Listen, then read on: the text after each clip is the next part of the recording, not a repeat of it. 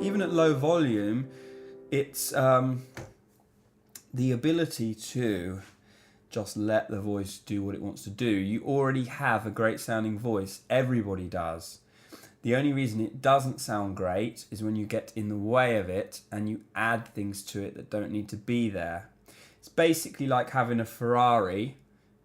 Everyone's got a Ferrari, but some people have filled the boot of that Ferrari up with loads of heavy stuff. Then they have put loads of stuff on the roof, and then they've like put 10 people in it, and then they sit there next to the same car, next another car and another Ferrari, and they're driving, and they're like, why is this car so slow? Like, what's happening? It won't go anywhere. Like, it won't turn. It feels heavy.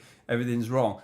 Because they've put all this stuff onto it that just weighed it down and kind of made it sound cluttered and inhibited and kind of wrong in a sense.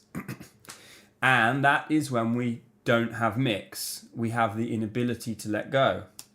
So I want you to really take from this some kind of think about finding mix, turn it upside down and think, right, I need to get out of the way. I need to let my voice easily find this coordination, and I need to just get rid of all this clutter and just make sound. Get rid of all this ego about it sounding good and just make sound, and that is when you're going to sound easy, natural, and like yourself, which is what people want to hear. People don't want to hear an ego getting in the way of something that is simple and easy. So, in answer to the question, what is mix? Think of it like this. Mix is the ability to allow the voice to do what it wants to do. And a lack of mix is the inability to let go.